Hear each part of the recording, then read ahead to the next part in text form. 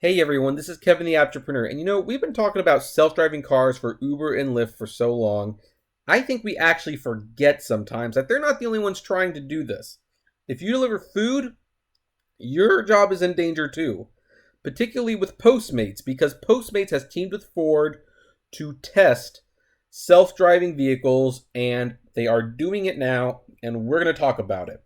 So according to this TechCrunch article, Ford is teaming up with startup Postmates to pilot test autonomous on-demand delivery in Miami Beach, Florida. The pilot program includes 70 businesses like Koyo Taco, which I have never had. Ford is also testing vehicle designs with multiple lockers in order to be able to serve more than one customer per delivery route. Since Postmates handles everything from food to hardware, the lockers are a variety of sizes. Now, here's some video about it. The goal is to see how businesses and consumers interact with a self-driving delivery car. On the employee end, they get an access code to place the item inside. It's hot, so maybe I should drink water. I know this isn't live, but I'm not cutting that out. On the consumer side, they'll receive a text message with an access code when the order is ready to be picked up. And here's more what it looks like. So, looks like a locker room. Quote, ultimately, we're trying to make interaction with self-driving vehicles as easy as possible, Ford wrote in a blog post. Through our collaboration with Postmates, we're testing different methods for efficient deliveries to help local businesses expand their reach and provide a seamless experience for customers. This is similar to Ford's previous partnership with Domino's in Ann Arbor, Michigan, and Miami, Florida. What's different about this pilot, however, is the vehicle design that features multiple lockers and both a touchscreen and audio instructions. Each locker also has 2 cup holders to ensure seamless delivery of beverages. Ford expects to officially deploy its purpose-built autonomous cars in 2021. In its pilot with Domino's, Ford found, quote, customers enjoyed the voice instructions that played over speakers mounted on the outside of the vehicle to explain how to get their pizza out of the self-driving vehicle upon arrival at their house.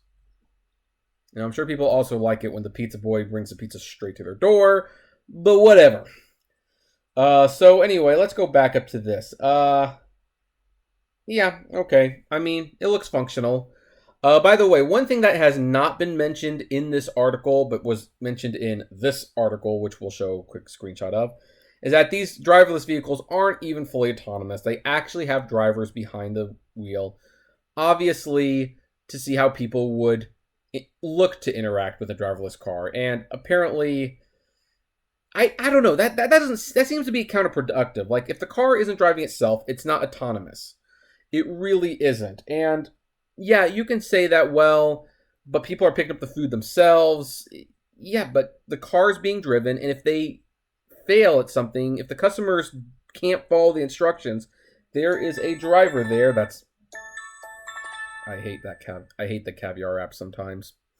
There is someone there to help them get their food. I'm going to use the Disneyland example again, because when I worked at Disneyland, we actually have lockers. There's lockers at Disneyland where you can put your stuff and you don't have to carry them around everywhere.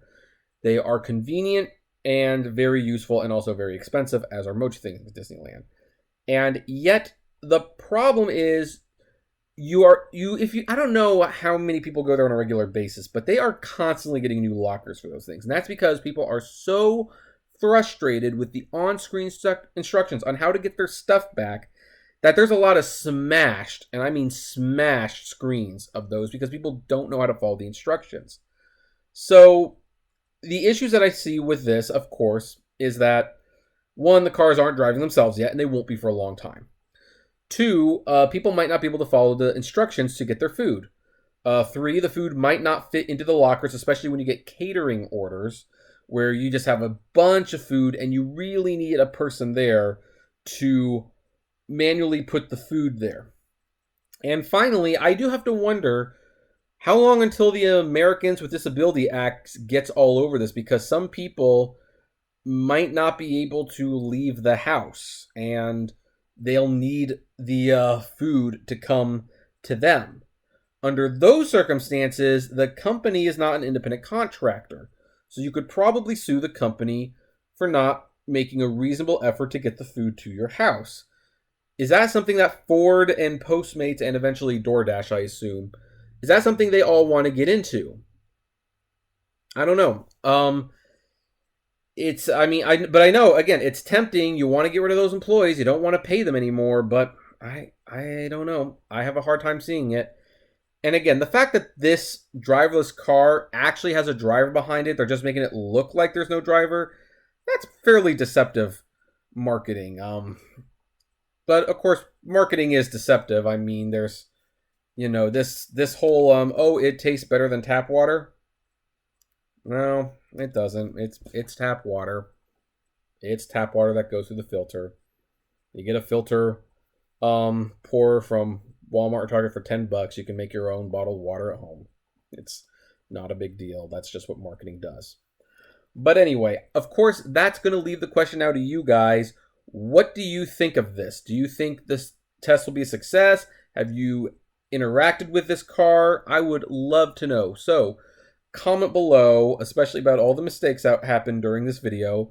Like, favorite, share, subscribe. If you enjoyed the videos I make, consider becoming a Patreon member. It's totally optional, but even $1 a month goes a long way to helping things run smoothly. And as always, flame responsibly. Have a good one.